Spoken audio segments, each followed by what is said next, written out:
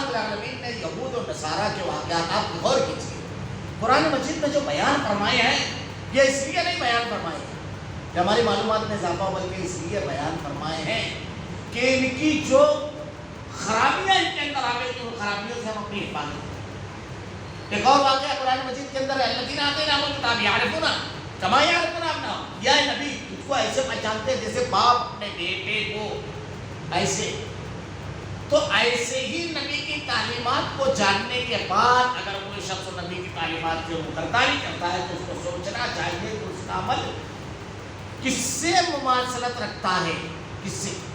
ان لوگوں کے اندر اور ایک چیز شخصیات کا غلو، یہ بھی تھا ان کے اندر۔ انہوں نے کیا کیا شخصیات کے بارے میں؟ کیا عقیدہ بنایا؟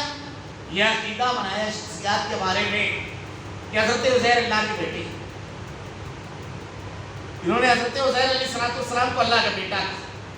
ہمارے یہاں کی بعض لوگوں نے شخصیات کے بارے میں غلو کیا، اللہ کے نبی کے بارے میں، بلکہ ہمارے یہاں تو معاملہ غلو میں بہت زیادہ بڑا ہوتا ہے۔ میں تھوڑا سا آگے بڑھ کر کے بتاؤں گا۔ دین کے معاملے میں غلو کیا، قل یا اہل الکتاب لا تغلوا فی دینکم غیر الحق ولا تتبعوا اہواء قوم قد ضلوا من قبل واضلوا کثیرا وضلوا عن سواء السبیل۔ دین کے بارے میں غلو کیا، غلو کہتے ہیں زیادتی کو۔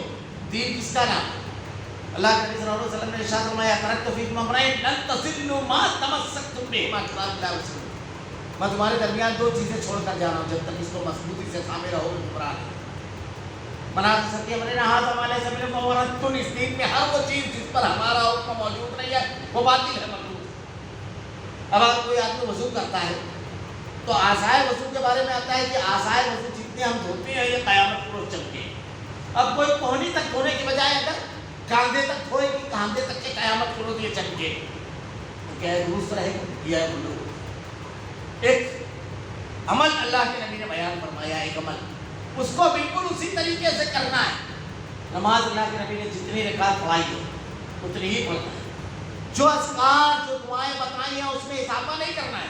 صحیح مسلم کی روایت ہے کہ اللہ کے نبی صلی اللہ علیہ وسلم صحابہ کرام کو دعا یاد کرائی، ایک دعا یاد کرائی آپ نے، دوسرے روز جب صحابی نے سنائی تو صرف ایک لفظ تبدیل کیا، نبیوں کا لفظ تھا وہاں آپ نے رسول کا پڑھا۔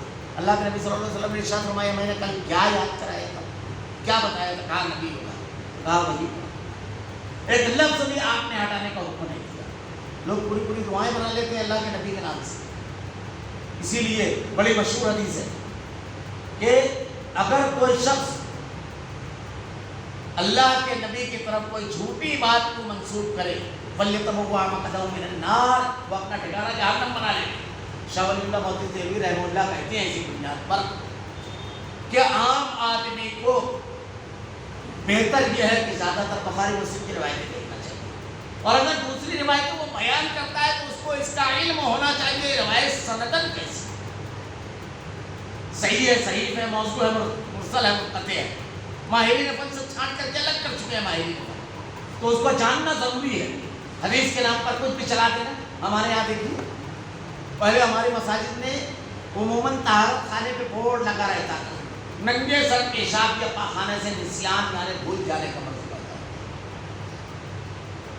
مطلب بچپنی میں سوچتا تھا کہ اگر یہ صحیح ہوتا تو ہمارے یہاں جو صفائی کامگار ہوتے ہیں تو روز کارپوریشن پہنچتے پیمنٹ مانگنے کی، لیتے اور بھول جاتے، وہیں رہتے ہیں اور وہ گندگی کے مقامات پر بالکل آرام سے بیٹھے رہتے ہیں۔